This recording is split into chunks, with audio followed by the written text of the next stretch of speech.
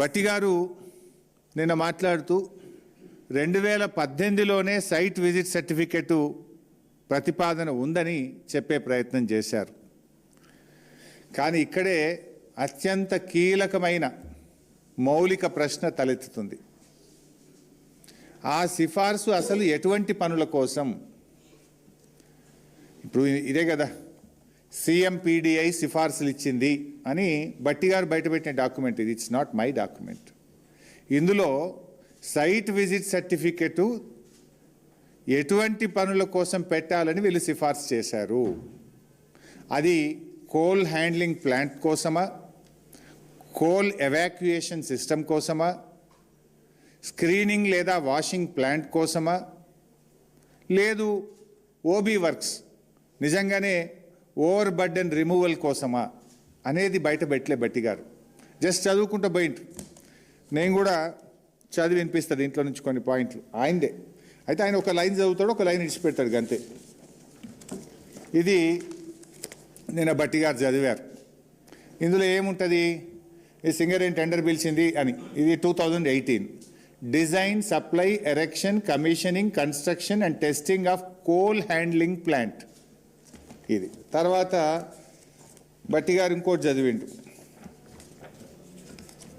ఇది టెండర్ దేనికోసం పిలిచిండ్రు?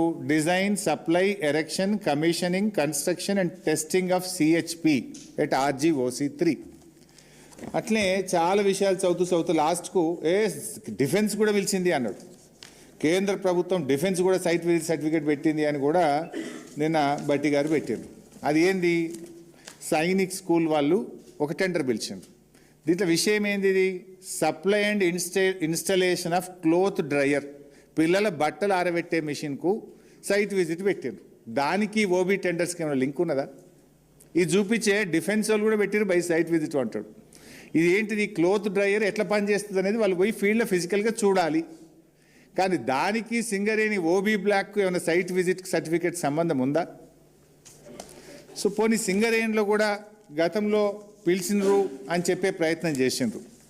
These are all the tenders in Singareni. దీంట్లోకి నేను సింప్లిఫై చేసి టేబుల్ తయారు చేసిన. ఇది ఇస్తా మీకు నేను. దీంట్లో ఎక్కడన్నా ఓబీ వర్క్కు BRS హయాములో సైట్ విజిట్ సర్టిఫికెట్ పెట్టారా? ఓవర్ బర్డెన్ రిమూవల్ కోసం BRS హయాంలో ఎప్పుడన్నా సైట్ విజిట్ సర్టిఫికెట్ పెట్టారా? ఈ నిబంధనలు ఎక్కడ కూడా ఓబీ వర్క్స్కు పెట్టమని ఏ సంస్థ కూడా పెట్టలేదు. భారతదేశంలో ఎక్కడ కూడా ఓబీ వర్క్స్కు సైట్ విజిట్ సర్టిఫికెట్ అనే విధానమే లేదు. దీన్ని కాంగ్రెస్ ప్రభుత్వం వచ్చిన తర్వాతనే తెచ్చారు. అది కూడా వివరిస్తా.